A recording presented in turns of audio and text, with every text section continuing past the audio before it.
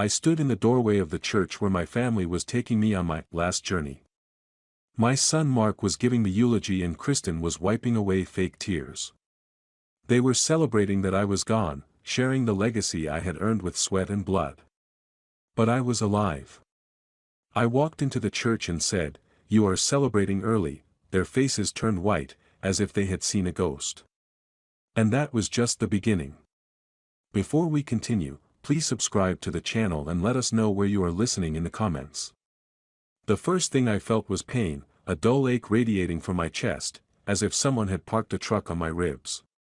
My eyelids fluttered, heavy as lead, and the world swam into focus, blurred, sterile, wrong. A steady beat pierced the fog in my head, matched by the rhythmic hum of machines. I was in a hospital bed, tangled in tubes and wires, the cold plastic of an N4 line biting into my arm. The air smelled of disinfectant, sharp and chemical, stinging my nostrils. I tried to move my fingers, but they twitched weakly, like a fish flopping on a dock. Where was I? What happened? I blinked, squinting against the fluorescent light overhead. A crack snaked across the ceiling, jagged like a lightning bolt frozen in plaster. My throat was dry, my tongue a useless lump. I wanted to call out, but all I managed was a raspy croak. Footsteps approached, quick and soft, and a woman's face appeared above me, brown eyes, graying hair tucked into a bun, a nurse's badge clipped to her scrubs. "Janet," it read. "Mr. Turner, oh my goodness, you're awake." Her voice was bright, almost giddy, like she'd won a prize. "It's a miracle, truly. Let me get the doctor." She bustled away before I could respond, her sneakers squeaking on the linoleum. A miracle? I didn't feel miraculous. I felt like I'd been chewed up and spit out. Fragments of memory flickered, screeching tires, the crunch of metal, a blinding flash of headlights. An accident. I'd been driving home from the office, hadn't I? The details slipped away, like water through my fingers. I shifted, wincing as pain shot through my ribs. My gaze drifted to the door of the room, heavy and beige, firmly shut. It felt like a wall between me and the world. Janet returned with a man in a white coat, his glasses perched on a thin nose. "Dr. Clark," he introduced himself, his voice clipped but kind. He checked the monitors, scribbled on a chart, and asked me questions I could barely answer. Name? Ronald Turner. Age? 62.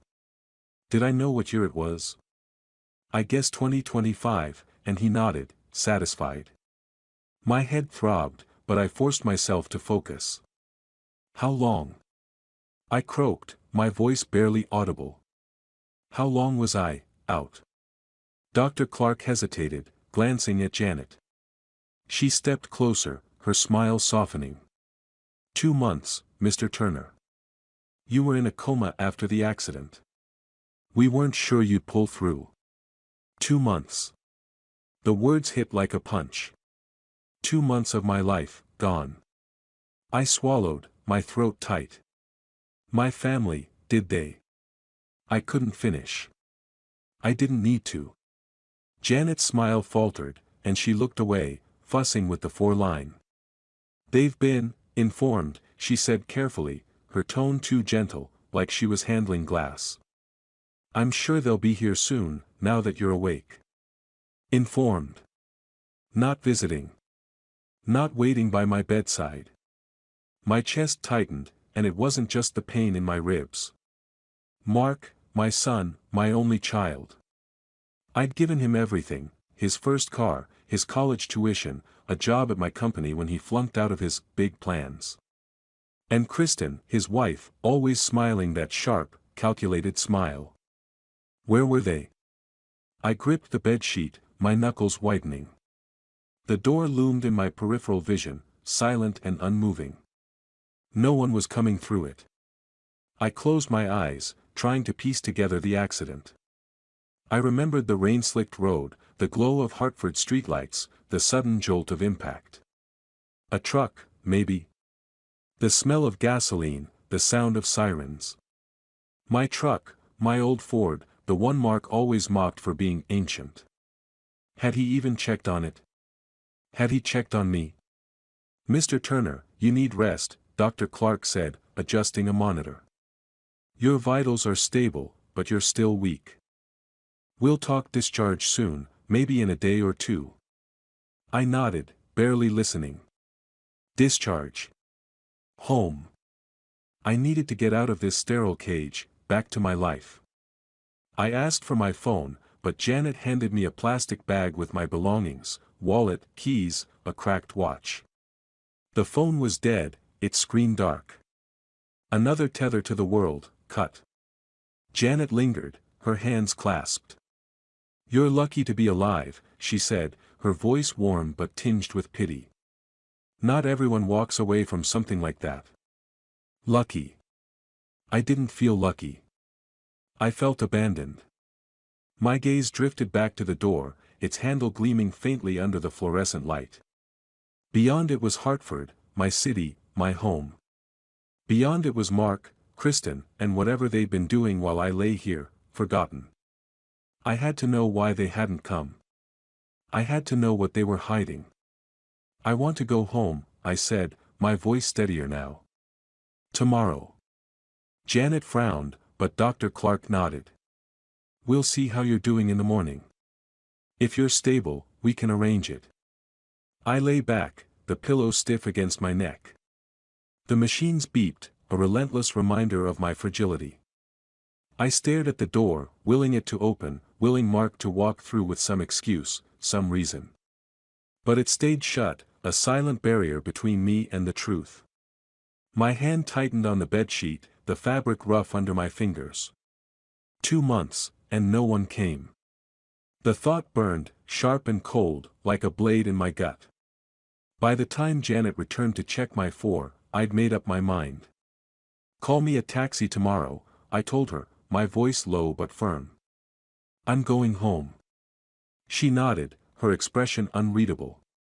I turned my head to the window, where the first light of a May morning crept through the blinds. Hartford lay out there, its red brick buildings and budding trees waiting for me. So did Mark. So did answers. I closed my eyes, the pain in my chest fading to a dull roar.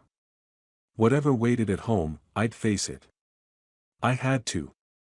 The taxi jolted to a stop, and I handed the driver a crumpled 20, my hands trembling from the effort of holding the bill.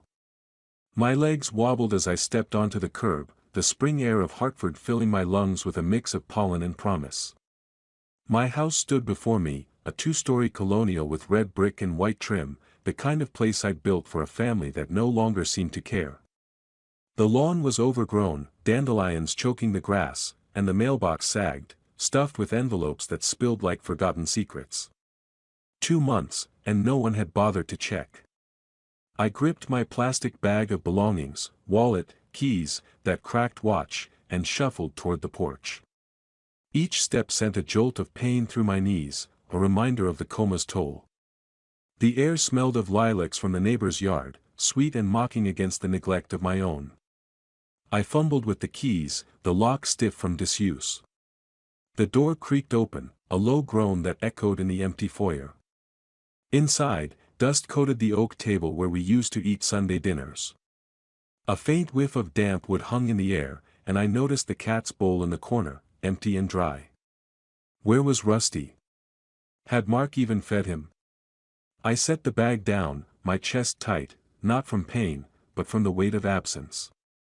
The living room was untouched, the couch cushions still dented from my last nap before the accident. But the silence was wrong, heavy, like the house was holding its breath. I crossed to the window, pulling back the faded curtains. Sunlight spilled in, illuminating motes of dust that danced like ghosts. My gaze fell on the front door again, its chipped paint a stark contrast to the polished brass handle. It felt like a gate to a life I no longer recognized. I was about to head upstairs when a sharp gasp snapped me back. Across the street, a figure stood frozen on her lawn, a bright yellow scarf fluttering around her neck. Marjorie, my neighbor for 20 years, stared at me like I was a specter. Her hand clutched her chest, and she took a shaky step forward, her voice trembling. "Ronald? Ronald Turner? You're alive." I frowned, stepping onto the porch. "Marge, what's wrong?" "Of course I'm alive." My voice sounded hoarse, and used. The grass crunched under my shoes as I crossed the lawn toward her. She shook her head, her eyes wide. "But, they said you were dead. They're holding your memorial right now, at St. Luke's." Her words hit like a sledgehammer, and I stopped dead, my heart pounding. "Memorial? My memorial? What are you talking about?" I demanded, my voice sharper than I intended. "Who's they?" Marjorie wrung her hands, the scarf slipping to her shoulder. "Mark, your son. And Kristen. They organized it. Said you didn't make it after the accident." She hesitated, her gaze darting away. "Everyone's there, Ronald. The whole town. The world tilted. Mark. Kristen. My own son, my daughter-in-law, telling the world I was gone." I gripped the porch railing, my knuckles white. The spring breeze felt cold now, cutting through my thin hospital shirt. "They said I was dead." I repeated, my voice low, dangerous. Marjorie nodded, her lips trembling. "I'm so sorry, Ronald." We all thought," she trailed off, tears welling in her eyes. I turned away, my gaze locking on the house, my life, left to rot while they played their game. I thought of Mark, his lazy grin as he asked for, just one more loan. Kristen, her eyes glinting when she admired my company's balance sheets. They'd planned this, hadn't they? While I lay in that hospital bed, fighting to breathe, they'd buried me in their minds, maybe in their hearts. For what? Money? My company? The thought burned, a slow, searing rage that steadied my shaking hands. I looked back at Marjorie, her face pale with shock. "Where's St. Luke's from here?" I asked, though I knew the way. I needed to hear it, to anchor myself. "Down Elm Street, 10 minutes walk," she said softly. "Ronald, are you sure you're—" "I'm sure," I cut her off, my voice hard. I turned back to the house, catching my reflection in the foyer mirror as I passed. Gray hair, sunken cheeks, eyes like chipped flint. I barely recognized myself, but the man in the mirror had a purpose. I grabbed my jacket from the hall closet, ignoring the ache in my bones. The door swung shut behind me with a hollow thud, and I stepped onto the sidewalk, my shoes scuffing the pavement. The street was quiet, the kind of May afternoon where kids should be riding bikes and neighbors chatting over fences. Instead, it felt like a stage, empty except for me and the truth waiting at St. Luke's.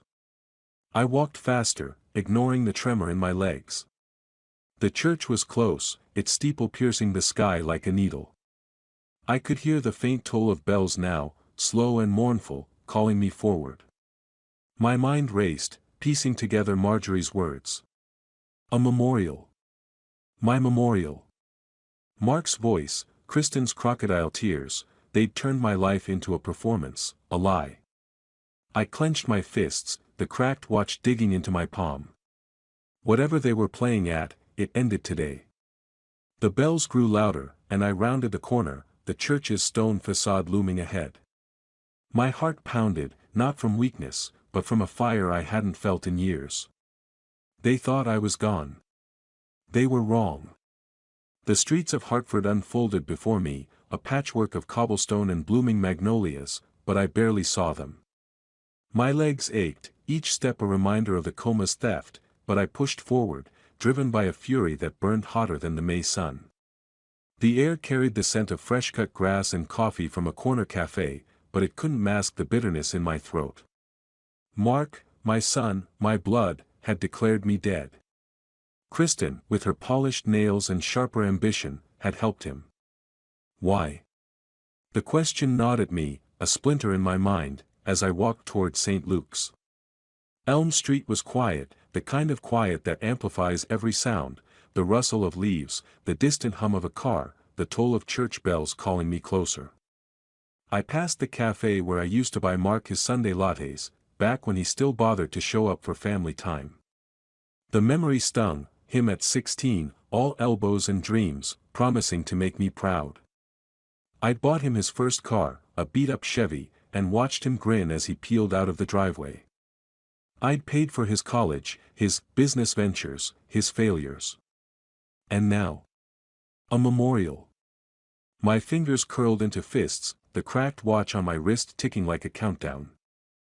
A man in a tweed cap shuffled past, his eyes widening as he caught my face.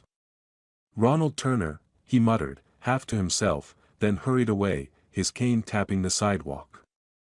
I froze, my pulse spiking. Did the whole town think I was a ghost? The thought fueled my steps, the church's steeple now visible above the trees.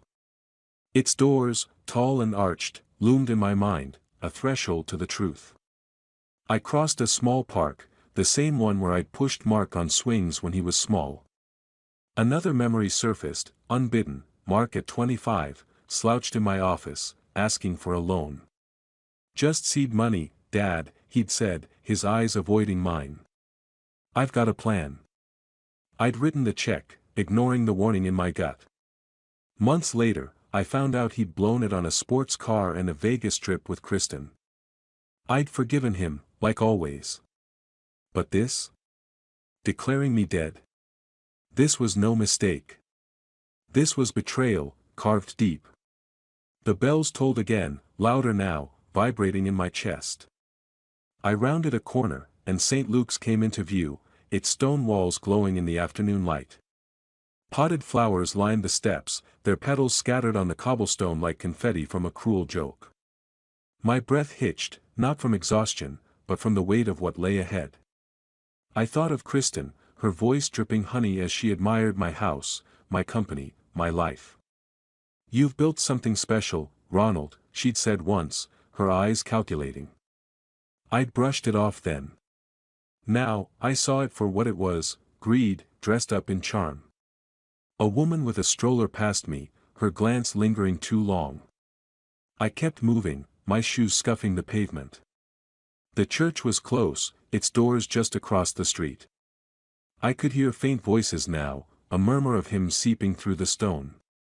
My hand brushed the cracked watch, its face frozen at 7:42, the time of the accident, maybe, or the moment my life fractured.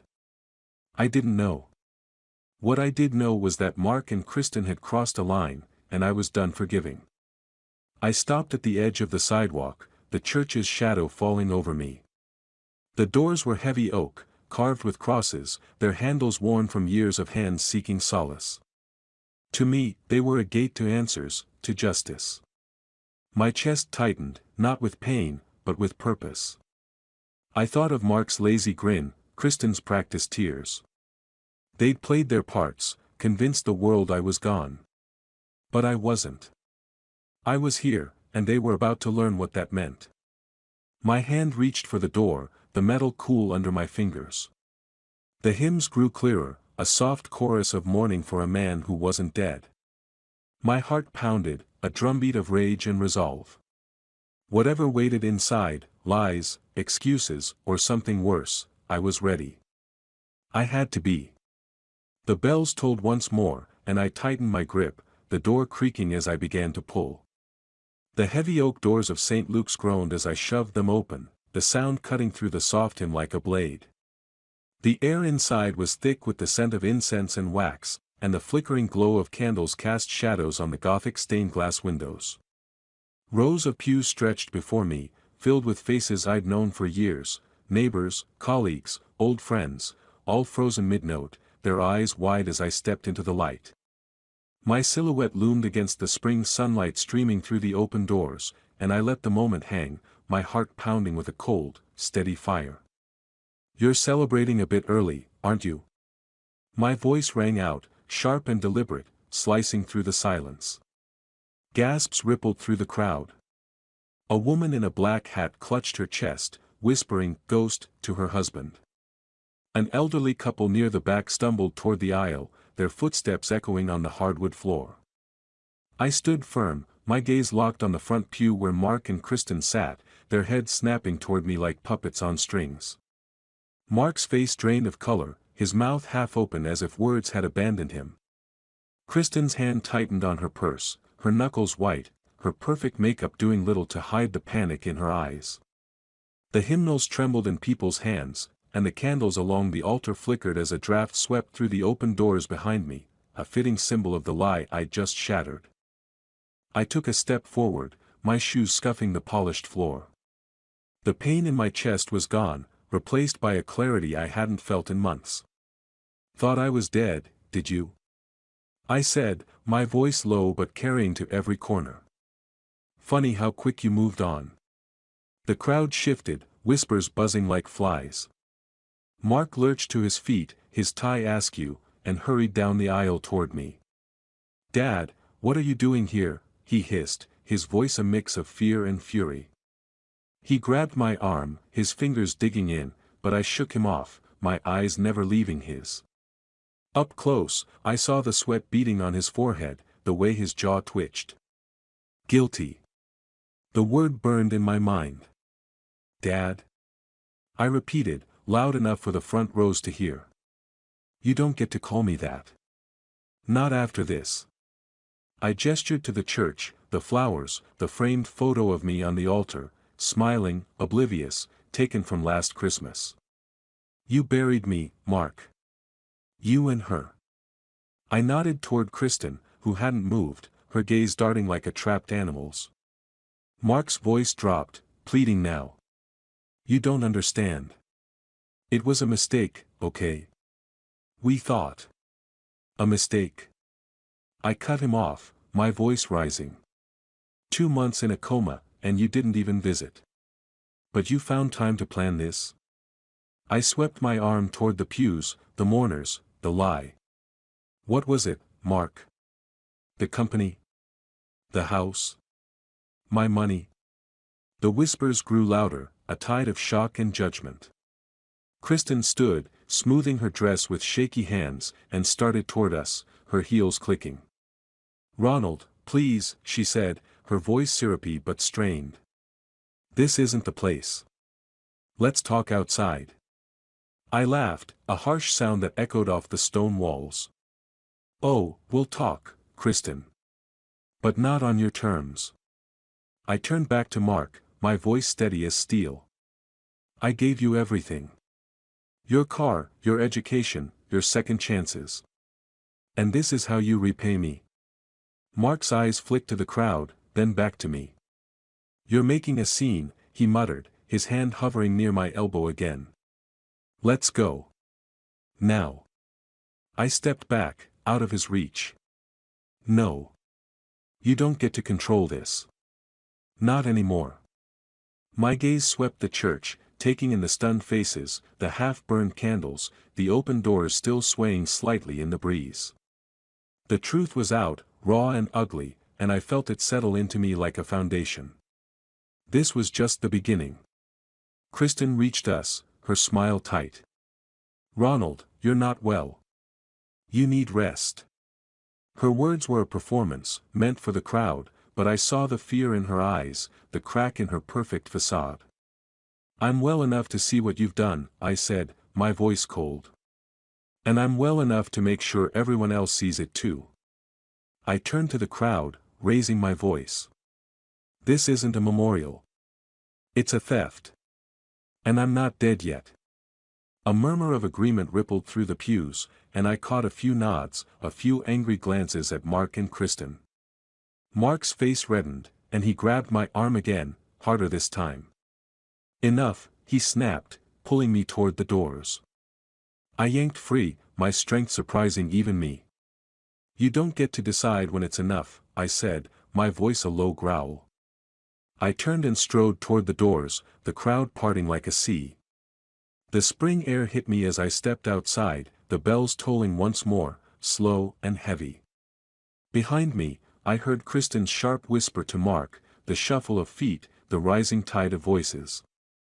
"They'd try to spin this, to save face. Let them." I had the truth, and I had time. I started down the church steps, my mind racing. I needed answers, real ones, not their lies. Frank, my old friend and lawyer, would know where to start. He'd always warned me about Mark's spending, about Kristen's ambition. I should have listened. The street stretched before me, lined with blooming dogwoods, their petals drifting like snow. I clenched my fists, the ache in my chest now a distant echo. Whatever Mark and Kristen were planning, I'd find out. And I'd stop them. The PAB smelled of hops and old wood, the kind of place where Hartford's locals gathered to drown their days in amber light and quiet chatter. I sat at a corner table, the folder from Frank unopened in front of me, its edges worn from my restless fingers. The glass of beer I'd ordered sat untouched. Beads of condensation pooling on the scarred tabletop. A crack ran along the wall beside me, jagged like the fault line in my life. I'd come here after the church, needing a place to think, to breathe, away from the whispers and lies. Mark's face, pale, sweating, flashed in my mind, and I gripped the table's edge, steadying the rage that threatened to spill over. The door creaked, and Frank walked in, his gray suit rumpled, his eyes heavy with the weight of bad news. He spotted me and nodded, sliding into the chair across from me with a sigh. "You look like hell, Ron," he said, his voice gruff but kind. He set a thick manila folder on the table, its weight thudding against the wood. Documents. Proof, maybe, of what I'd already begun to suspect. "Didn't sleep," I said, my voice low. "What have you got?" Frank leaned forward, his fingers tapping the folder. "You sure you want to do this now? After the stunt you pulled at St. Luke's, half the town's talking. Let them talk." I met his gaze, unflinching. "Show me." He exhaled, flipping open the folder. Papers spilled out, legal forms, signatures, stamps that looked too official to be fake. "This," he said, sliding a document toward me, "is a death certificate.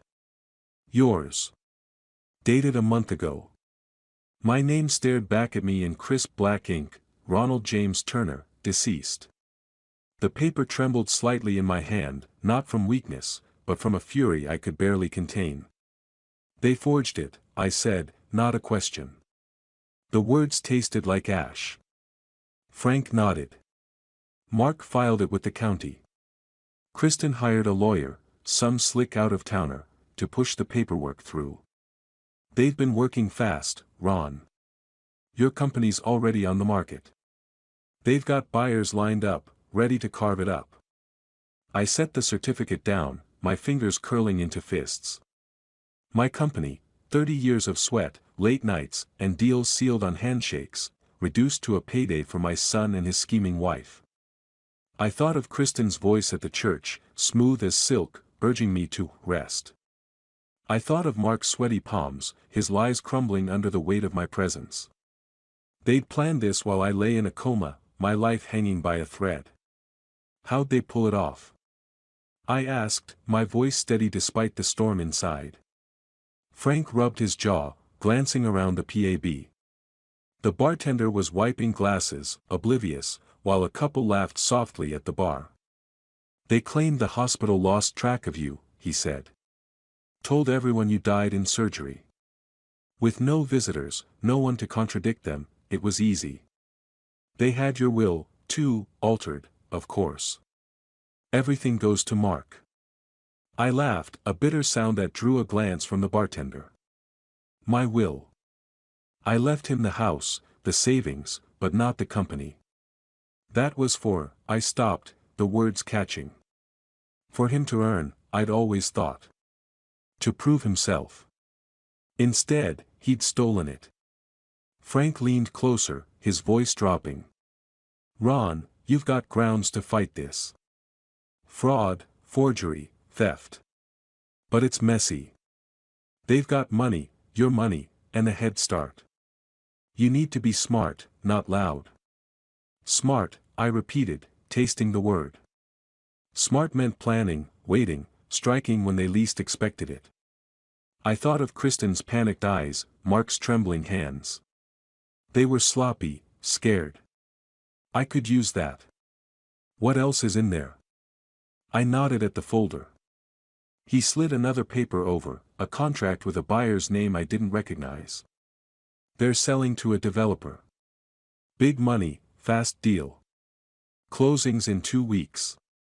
His eyes met mine, steady but worried. You've got time, but not much. I stared at the contract, the numbers blurring. Millions. My life's work, sold off like a used car. I remembered bringing Mark to the office as a kid, letting him spin in my chair, promising him a future if he worked for it. Now, he'd taken it, with Kristen pulling the strings. Her ambition, her greed, it was clearer now. She wasn't just along for the ride. She was driving. What do I do? I asked, not because I was lost, but because I needed to hear it, to cement the path forming in my mind. Frank sighed. Get a lawyer, not me, someone cutthroat. File an injunction to freeze the sale.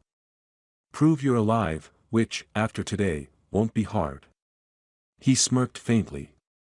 But Ron, watch your back. They're desperate now. You've rattled them. I nodded, my fingers tracing the edge of the death certificate. It felt flimsy, a lie made of paper, but it had almost worked. Almost. I closed the folder, the thud final.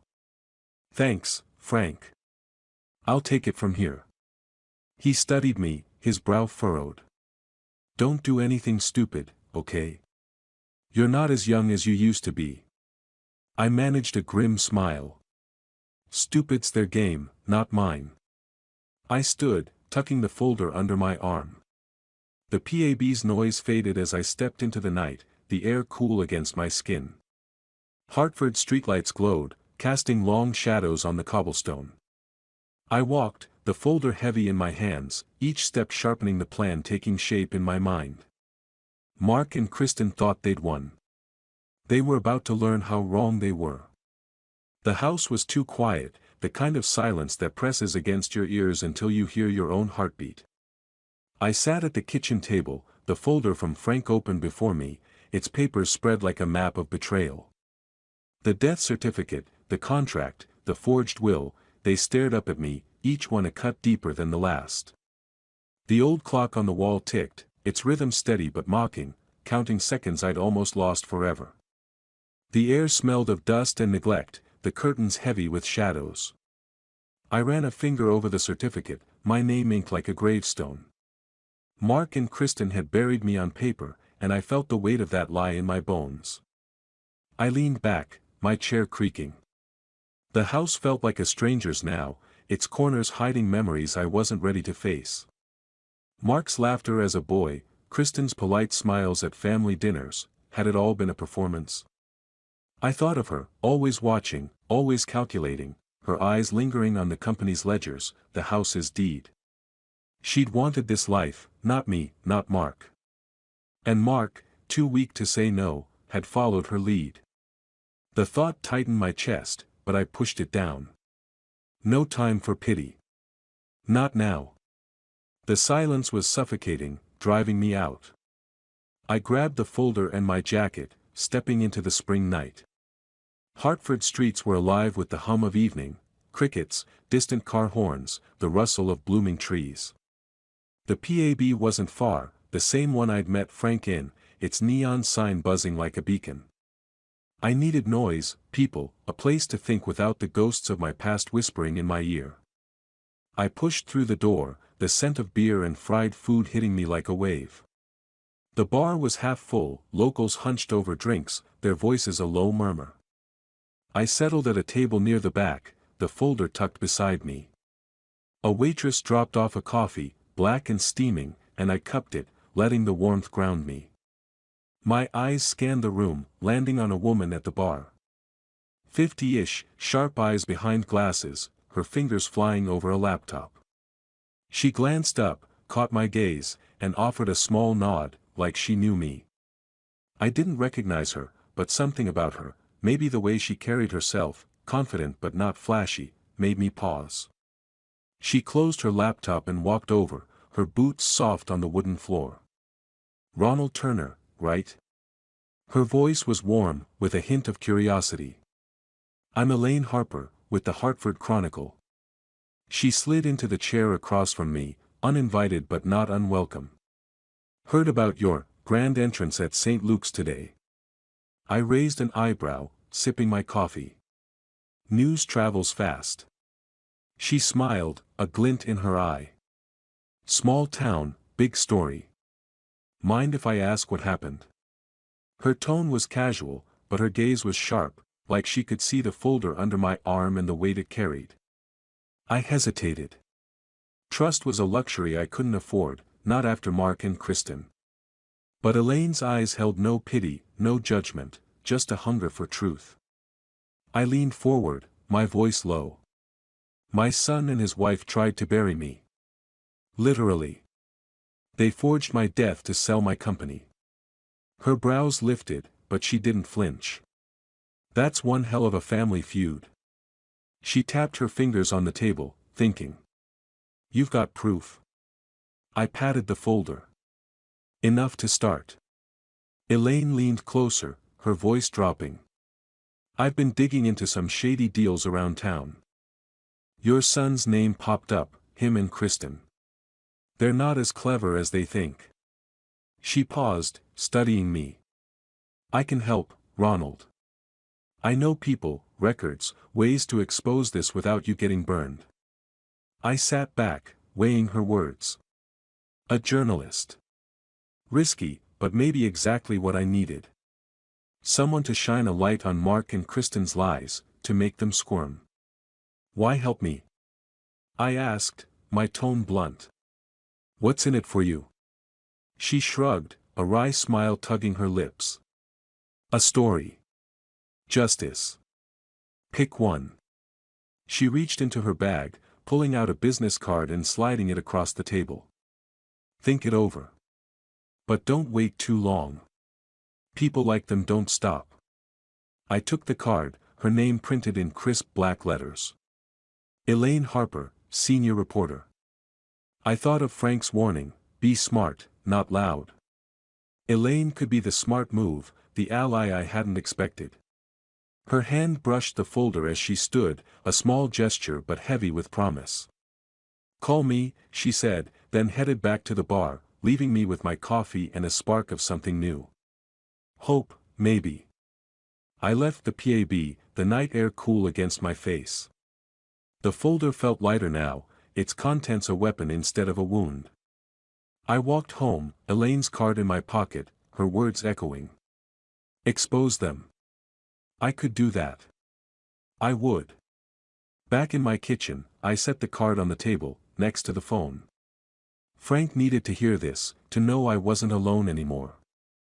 I picked up the receiver, my fingers steady, and started to dial. The office smelled of stale coffee and ink, a cramped space on the second floor of a Hartford brownstone where Frank had practiced law for decades. I pushed through the glass door, the folder of evidence heavy under my arm, its papers creased from my grip. My steps were steadier than they'd been in weeks, each one fueled by a purpose that drowned out the ache in my bones. The receptionist, a young woman with a tight bun, glanced up and nodded me toward Frank's office. I didn't pause. Time was a luxury I didn't have. Frank sat behind a cluttered desk, stacks of papers teetering like miniature skyscrapers. A single lamp cast a warm glow, catching the dust motes drifting in the air. He looked up, his glasses slipping down his nose, and gestured to a chair. You're early, Ron. That's a first. His tone was light, but his eyes were serious, scanning the folder as I set it down with a thud. No point waiting, I said, easing into the chair. The leather creaked under me, worn but solid, like the man across the desk. They've had enough of a head start. Frank opened the folder, his fingers flipping through the forged death certificate, the sale contract, the altered will. He let out a low whistle. This is a mess, but it's our mess now. We can file an injunction to freeze the company sale. Prove you're alive, and you've already made a scene about that, and their whole house of cards collapses. He pulled out a legal form, the paper crisp and official. Sign this, and I'll get it to the courthouse by noon. I took the pen he offered, its weight grounding me. The nib scratched against the paper, each stroke a reclaiming of what was mine. My company, my life's work, built from nothing but grit and long nights. I thought of Mark, his lazy grin as he asked for just one more favor, and Kristen, her eyes glinting at the sight of my ledgers. They'd tried to steal it all. My hand steadied, the signature bold and final. Ronald J. Turner. Not dead. Not defeated. Frank gathered the papers, tucking them into a briefcase. This'll hit them hard, Ron. But they won't go quietly. Mark's got your money to burn, and Kristen's got ambition to spare. Expect a fight. Let them fight, I said, my voice low, cold. They started this. I'm finishing it. He nodded, a faint smile tugging his lips. That's the Ron I know. Just, don't do anything rash. We're playing chess, not checkers. I leaned back, the chair creaking again. Chess. I could do that. I'd built a business by outsmarting competitors, reading people, knowing when to push and when to wait. Mark was sloppy, Kristen paranoid. I'd use that, turn their weaknesses into my moves. The folder sat between us, its contents a weapon now, not a wound. Documents, Frank had called them. To me, they were justice, inked and binding. My phone buzzed, the screen lighting up with Mark's name. I stared at it, my pulse quickening. Frank raised an eyebrow. You gonna answer that? Might as well.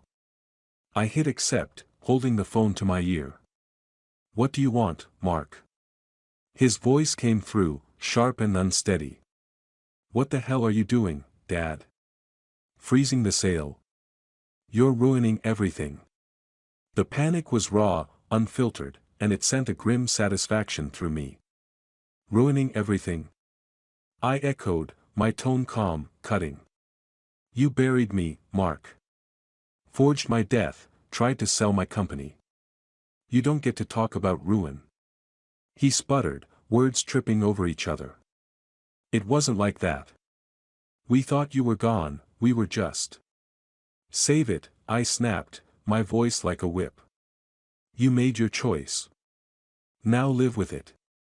I hung up before he could reply, the silence that followed heavy but sweet. His fear was proof I'd struck first, and struck well. Frank watched me, his expression unreadable. Feel better? Not yet, I said, standing.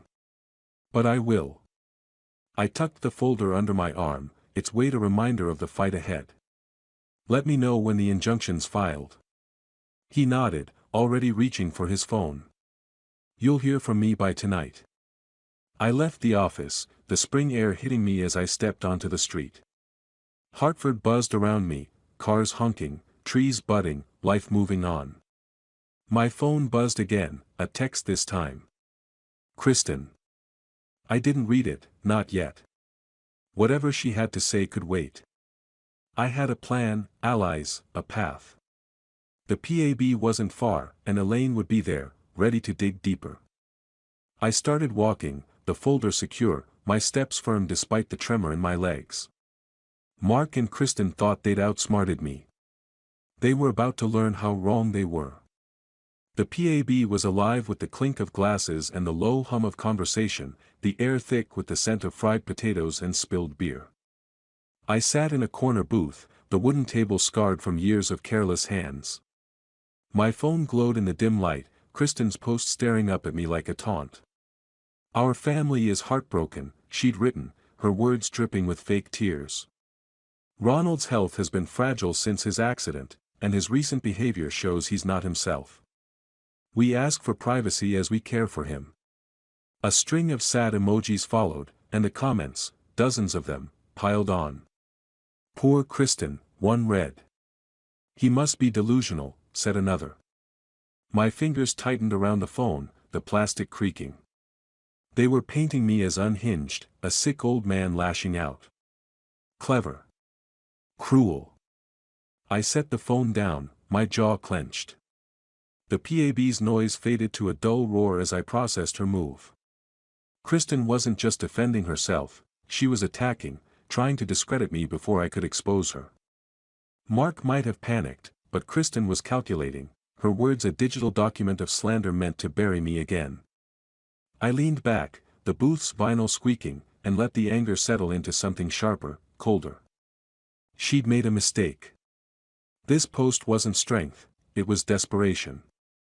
The door swung open, and Elaine strode in, her laptop bag slung over one shoulder, her hair slightly mussed from the spring breeze. She spotted me and slid into the booth, her eyes flicking to the phone. "Saw Kristen's little performance online," she said, her voice dry, a half-smile playing on her lips. "She's practically begging for sympathy. It's pathetic." "Pathetic, but dangerous," I said, sliding the phone toward her. "She's trying to turn the town against me. Make me look crazy." Elaine skimmed the post, her smile fading to a smirk. "This is what panic looks like, Ronald. She's scared. You froze the sale, showed up at the church, she knows she's losing control." She opened her laptop, the screen casting a pale glow on her face. "I did some digging. Mark's hired a lawyer, some hotshot from Boston. They're filing to contest the injunction, claiming you're not competent to manage your affairs." I let out a bitter laugh. "Competent? I built that company from nothing while Mark was blowing my money on sports cars." "Exactly." Elaine's fingers tapped the keyboard. "Pulling up a file. Their case is weak, forged documents don't hold up in court, especially with you walking around, very much alive. But they're betting on public opinion. Kristen's post is step one, make you the villain, them the victims." I stared at the phone, Kristen's words glowing like a beacon in the dark. "A document, in its own way, as false as the death certificate. So what's our move?" I asked, leaning forward. Elaine's eyes gleamed. "We hit back, but smarter. I've got contacts at your company, employees who've seen Mark's management up close. They're not happy. We get their statements, build a paper trail of his fraud. Pair that with the documents Frank's filing, and Kristen's sob story falls apart." She paused, her voice softening. "You're not alone in this, Ronald. People want the truth." I nodded, the weight in my chest easing slightly. Elaine was a lifeline, her confidence infectious. I thought of Mark's trembling voice on the phone, Kristen's calculated tears. They were scrambling, and I had the upper hand, for now. "How soon can we talk to these employees?" I asked. "Tomorrow," she said, closing her laptop with a snap. "I'll set it up. Meet me at my place, 9 sharp. Bring the folder. We're building a case, not just a story." She stood, slinging her bag over her shoulder. "Get some rest, Ronald. You'll need it." I managed a grim smile. Rest is overrated. I watched her go, the PAB's noise swelling around me. The phone sat on the table, Kristen's post still open, a challenge I'd meet head-on. I flipped it face down, the screen going dark, and stood, my legs steadier than they'd been in days. The spring night waited outside, Hartford streets quiet under a canopy of stars. I stepped out, the cool air brushing my face, and started walking. Tomorrow, Elaine and I would strike again. I could feel it, the tide turning, the truth clawing its way free. Elaine's house was a small Victorian on the edge of Hartford, its porch sagging under the weight of potted plants and thyme. I knocked, the folder of documents tucked under my arm, its edges worn from handling. The door swung open, and Elaine greeted me with a quick smile, her glasses perched on her nose. "Come in, Ronald. Coffee's on." The air inside smelled of roasted beans and old books, a warm contrast to the crisp May morning. Her living room was cluttered but cozy, shelves stuffed with novels, a tabby cat curled on a sunlit cushion, a lamp casting soft light over a worn oak table. We settled at the table, papers spread between us like a battle map. Elaine's notebook was open, her pen scratching notes as she outlined our plan, a newspaper article to expose Mark and Kristen's fraud, backed by hard evidence. I set the folder down, its contents, forged certificate, contract, witness names, a growing arsenal. Documents, again, but this time mine, not theirs. They felt like keys now, unlocking the truth I'd been denied. Elaine sipped her coffee, the mug steaming in her hands. "We've got the legal side with Frank," she said, her voice steady, "but this article will hit them where it hurts, their reputation. Kristen's built her whole life on appearances. We tear that down," she cracks. Her eyes met mine, sharp with determination. "You ready to play dirty?" I nodded, a faint smile tugging my lips. Dirtier than they did. I thought of Kristen's post, her lies glowing on my phone screen last night. She'd tried to bury me in public opinion, but Elaine was right, reputation was her weakness, and we'd exploit it. We started with a call to Joe, a foreman at my company who'd been with me for 20 years. Elaine put her phone on speaker, and Joe's gravelly voice filled the room. "Mark came in a month ago," he said, his tone heavy with disgust. "Told us you were gone, said he was taking over. Wanted me to sign off on some sale papers. I refused, didn't feel right. He got real pushy, Ronald. Threatened my job." I leaned forward, my hands clenched. "You didn't sign?" "Nope," Joe said. "Told him to shove it. Few others did too. We knew something was off." He paused, his voice softening. "Glad you're back, boss. We need you." The words hit harder than I expected, a reminder of the loyalty Mark had betrayed. I glanced at Elaine, who was scribbling notes, her pen flying. "Thanks, Joe," I said, my voice steady despite the knot in my chest. "We'll make this right." We hung up, and Elaine grinned, tapping her notebook. "That's gold, Ronald. Joe's statement, plus the documents, paints a clear picture. Mark coerced employees, forged your death, it's fraud, plain and simple." She pulled a letter from the folder, one I hadn't noticed before, its letterhead from a Boston law firm. "Found this in my records. Mark's lawyer sent it to your company, pressuring the board to approve the sale. Sloppy. It's practically an admission." I took the letter, its paper crisp under my fingers. Another document, another nail in their coffin. "How'd you get this?" I asked, raising an eyebrow. Elaine winked. "I've got my ways. Let's just say I know people who owe me favors." She leaned back, her coffee mug empty now. "This article's coming together. We've got Joe, the letter, Frank's injunction. One more witness, and we're ready to print."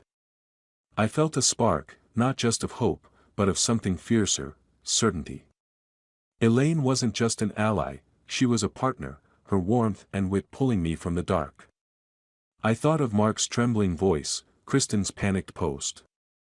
They were unraveling, and we were building. "You're good at this," I said, the words slipping out. She laughed, a sound like bells in the quiet room.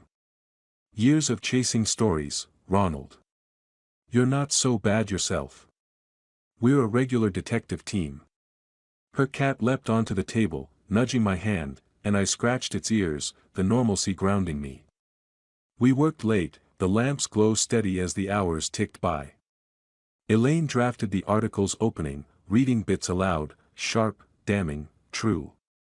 I added details, memories of my company's early days, the sweat and pride Mark had never understood.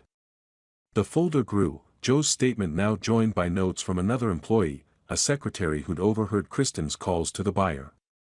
Each word was a brick in the wall we were building, solid and unshakable. As midnight neared, Elaine yawned, closing her notebook. "We'll finish tomorrow, get this to my editor by noon. It'll hit the stands the day after." She stood, stretching. "Go home, Ronald. You've earned a break." I gathered the folder, its weight familiar now, comforting. "Not sure I know what a break is anymore," I said, but I smiled, the first real one in weeks. I stepped onto her porch, the night sky above Hartford dotted with stars, the air cool and sharp. The article was close, the truth closer. I started down the street, Elaine's words echoing in my mind. One more day, and Mark and Kristen would face the consequences. I was ready. The newspaper lay on my doorstep, folded neatly, its edges damp from the morning dew. I bent to pick it up, my fingers brushing the rough paper, the faint scent of ink sharp in the cool May air. The headline screamed in bold black letters, "Local businessman betrayed, son and daughter-in-law exposed in fraud scandal." Elaine's name sat below it, her byline a badge of truth. My heart thudded, not with fear, but with a quiet triumph. This was it, the moment Mark and Kristen's lies crumbled for all of Hartford to see. I carried the paper inside, the floorboards creaking under my steps.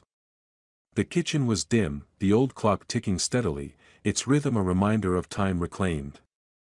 I spread the paper on the table, the ink smudging my fingertips as I read. Elaine had woven a damning story, the forged death certificate, Mark's coercion of employees, Kristen's secret calls to buyers. Joe's testimony was there, raw and honest, alongside the Boston lawyer's letter, its words twisted into evidence of guilt. Each sentence was a brick in the wall we'd built, solid and unyielding. I leaned back, a smile tugging my lips. They'd tried to bury me. Now, they were the ones exposed. I pulled on my jacket and stepped outside, the newspaper tucked under my arm. Hartford buzzed with spring life, dogwoods blooming, kids biking down Elm Street, the air sweet with lilac. I walked toward downtown, my legs stronger now, each step lighter than the last. At the corner cafe, a cluster of locals hunched over their own copies of the paper. Their voices low but urgent. "Can you believe it?" one woman muttered, her glasses slipping. "That Kristen, acting all high and mighty, and for what? Money?" Her friend shook her head, glancing my way. Our eyes met, and she nodded, a small gesture of respect. I nodded back, my chest swelling.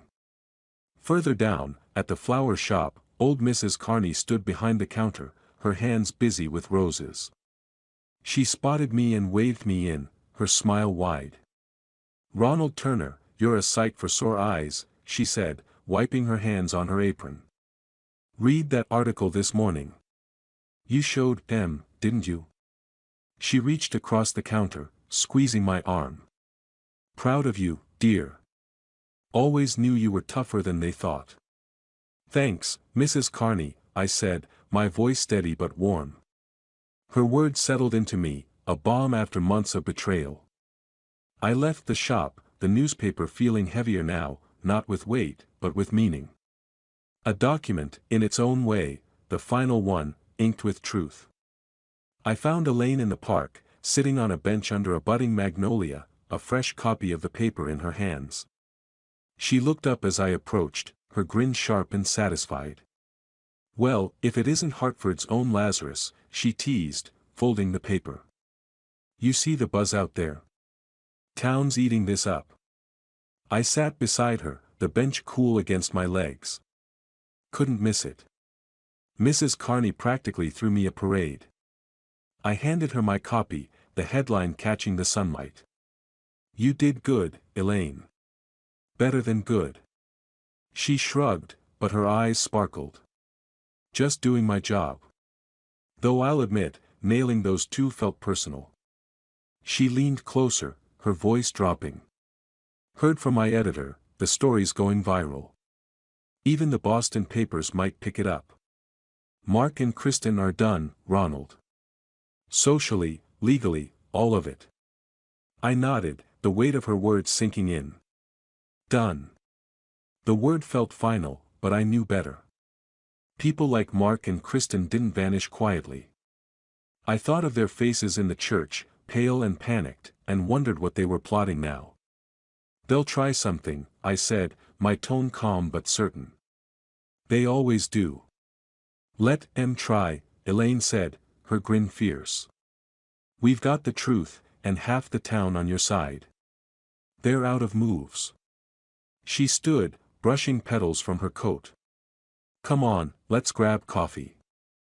Celebrate a little. I followed her, the park alive with birdsong and soft breezes. Hartford felt different today, not just a backdrop but a witness, its streets carrying the story we'd told.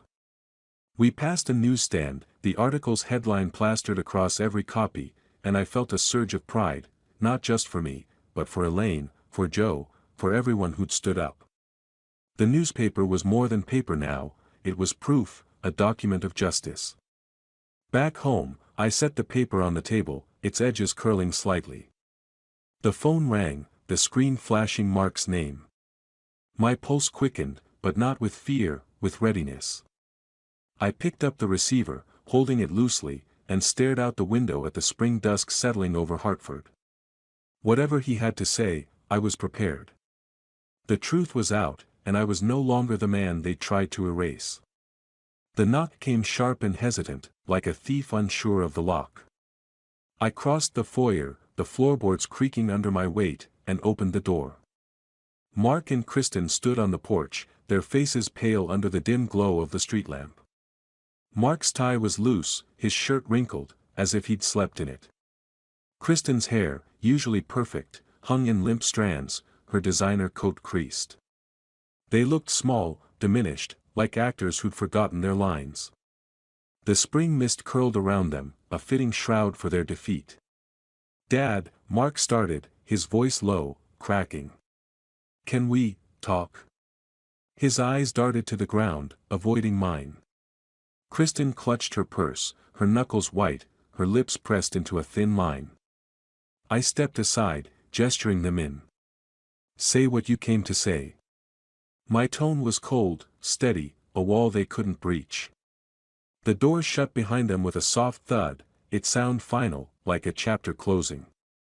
The foyer was dim, the air heavy with the scent of damp wood and old memories. A coffee stain on the rug lay like a scar. A reminder of better days I no longer mourned.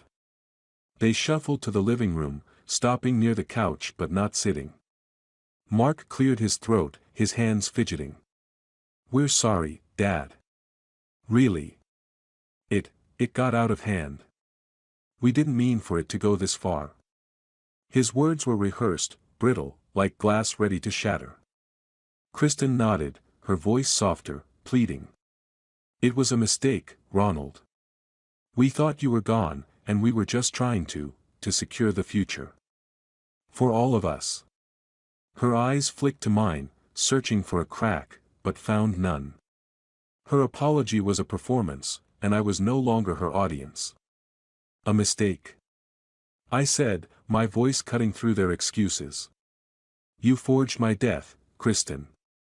You and Mark sold my company, my life's work, while I was fighting to breathe in a hospital bed. That's not a mistake. That's betrayal." I stepped closer, my gaze locking on Mark's. "You were my son. I gave you everything. And you chose this." Mark flinched, his shoulders hunching. I know. I screwed up. But we can fix it, Dad. We'll make it right, I swear." His voice broke, and for a moment, I saw the boy he'd been, small, hopeful, mine. But that boy was gone, buried under years of greed and lies. Kristen's composure cracked, her voice rising. "You're being unfair, Ronald. We were scared, okay? And you come back, tearing everything apart, humiliating us in front of the whole town." She gestured wildly, her purse slipping to her elbow. "You could have talked to us, but no, you had to play the hero." I laughed, a low, bitter sound that silenced her. "Humiliate you? You did that yourselves. The article, the truth, that's on you." I pointed to the door, its frame looming behind them. "You wanted my life, my money, my name. You got none of it. And now you're here, begging. Why? Because the town knows? Because your precious reputation's in tatters?" Kristen's face flushed, her eyes glistening, but she said nothing. Mark stepped forward, his hands outstretched. Please, Dad. We're family. Doesn't that mean anything? I looked at him, really looked, and felt the last thread of hope snap. Family doesn't bury each other, Mark. My voice was quiet now, final. You made your choice. Live with it. Kristen grabbed Mark's arm, her nails digging in. Let's go, she hissed, her voice trembling. He's made up his mind. She stormed toward the door, Mark trailing like a shadow. I followed, my steps slow, deliberate. The door opened, the mist swirling in, and they stepped out, their silhouettes fading into the night. I closed the door, the lock clicking with a sound that echoed in my chest. It was over. They were gone. I walked to the kitchen, the house silent but no longer oppressive. On the table sat a framed photo of my company's first office, the crew grinning under a summer sky. I traced the edges, my fingers steady. I'd won, not just the company, but my life, my dignity. Tomorrow, I'd meet Elaine, plan the next steps. The phone sat nearby, and I picked it up, dialing her number. The line rang, and I leaned against the counter, the weight of the day lifting, replaced by a quiet resolve. The park smelled of wet grass and blooming magnolias, the May sun filtering through the trees in golden patches. I walked beside Elaine, our steps slow, the crunch of gravel underfoot a steady rhythm. She was laughing, her head tilted back, recounting how her editor had called the article the scoop of the decade.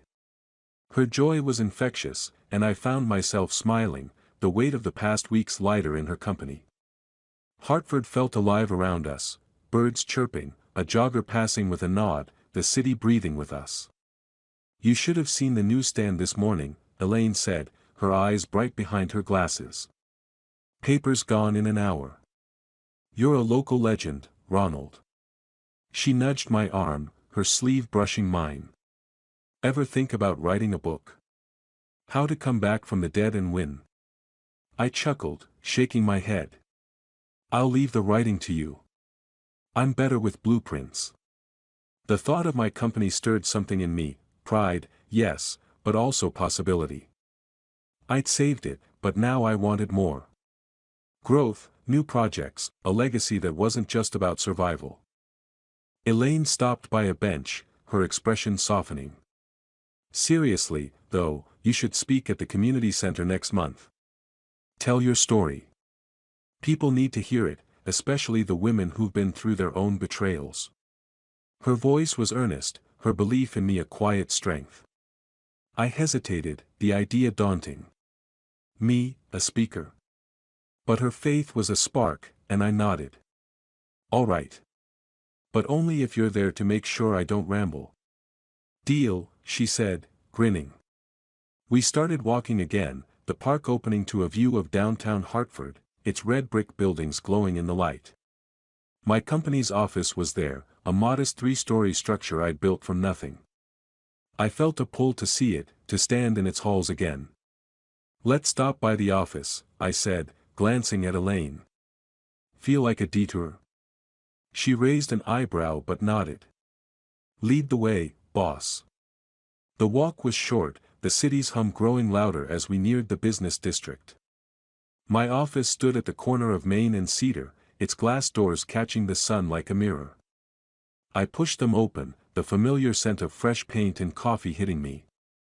The lobby was quiet, but as we stepped inside, a ripple of movement spread. Joe, my foreman, spotted me first, his weathered face breaking into a grin. Ronald, he called, and suddenly, the room erupted. Employees gathered, their voices overlapping, secretaries, builders, even the new intern I'd barely met. They clapped, the sound echoing off the walls, and I stood frozen, my throat tight. Joe stepped forward, shaking my hand. Welcome back, boss. We never doubted you. His grip was firm, his eyes steady, and I felt the weight of their loyalty settle into me. Thanks, Joe, I said, my voice rough but clear. All of you. This place, it's ours again. The applause swelled, and Elaine clapped too, her smile wide.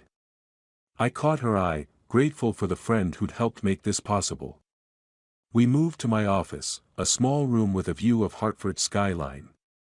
The desk was cluttered with plans I'd left months ago, a photo of the original crew tucked in a corner.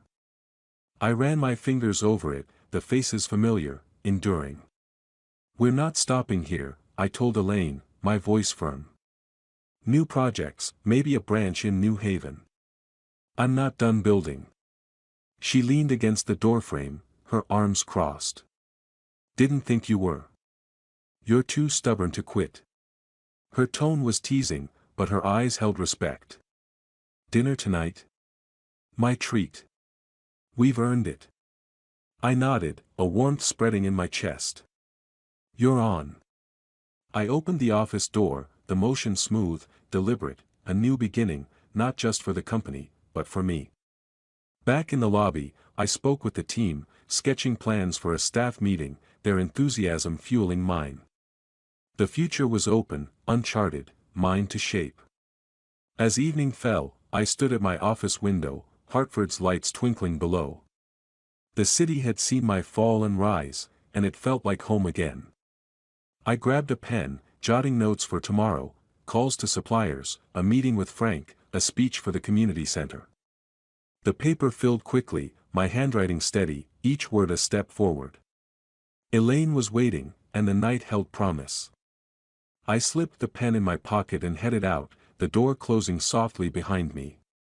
If you liked this story, please like this video, subscribe to the channel, and share your impressions of this story in the comments. To listen to the next story, click on the box on the left. Thank you for watching.